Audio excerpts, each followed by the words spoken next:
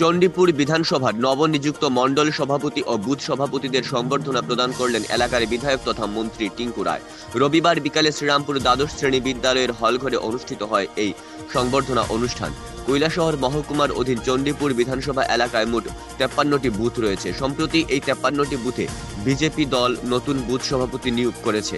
সংবর্ধনা অনুষ্ঠানে মন্ত্রী টিঙ্কু রায় ছাড়াও উপস্থিত ছিলেন বিজেপি প্রদেশ কমিটির সদস্য বিমল কর, ঊনকোটি জেলার সাধারণ সম্পাদক অরুণ সাহা ও অন্যান্যরা। প্রদীপ প্রজ্বলনের মাধ্যমে অনুষ্ঠানের সূচনা করেন মন্ত্রী।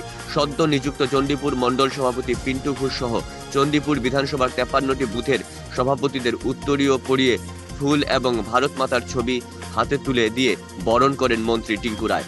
অনুষ্ঠানে স্বাগত বক্তব্য রাখেন প্রদেশ কমিটির সদস্য বিমল কর। সংবাদ প্রতিনিধিদের মুখোমুখি হয়ে টিঙ্কু রায় জানান যে সারা দেশের সাথে ত্রিপুরা রাজ্য বিজেপি দলের সংগঠন পর্ব চলছে।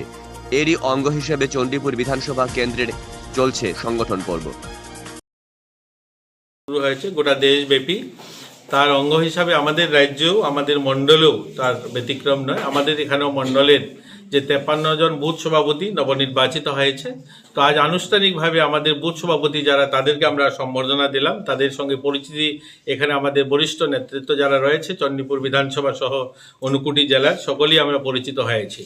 পরবর্তীতে আমরা আমাদের মণ্ডল সভাপতি নবনির্বাচিত হয়েছে, মণ্ডল সভাপতি এবং আমাদের বুথ সভাপতি এবং প্রধান উপপ্রধান সহ সকলের সঙ্গে আজকে এই পরিচয় প্রসঙ্গ। এই অনুষ্ঠানে আপনারাও এসেছেন, আপনাদেরকে শুভেচ্ছা জানাই। এবার গোটা ভারতবর্ষে একটা ব্যতিক্রমী সিদ্ধান্ত হয়েছে যে আমরা মণ্ডল সভাপতি যারা একসময় রাজনীতিতে কি হতো 60 ঊর্ধ্ব যারা তারা বিভিন্ন পদে আসীন হতো, কিন্তু এটা প্রথমবার হয়েছে যে 45 বছরের 40 থেকে 50 বছরের মধ্যে যুবদের প্রতিনিধিত্ব হাজারো সংখ্যায়। এটা আমাদের রাজ্যে 60টা বিধানসভা হতে পারে, কিন্তু ভারতবর্ষে হাজারো সংখ্যায় লাখো সংখ্যায় আমাদের যে মণ্ডল রয়েছে প্রত্যেকটা মণ্ডলে এই যুবদের প্রতিনিধিত্ব।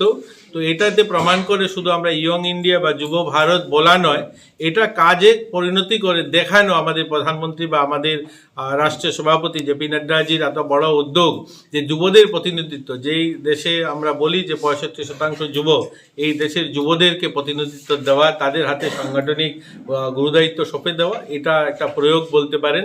তো আজকে সকলে মিলে আমরা শুভেচ্ছা জানাই, আগামী দিন যেন আরও সংগঠন শক্তিশালী হয় সেই নিয়ে আজকের আলোচনা। তো আপনাদেরকেও ধন্যবাদ।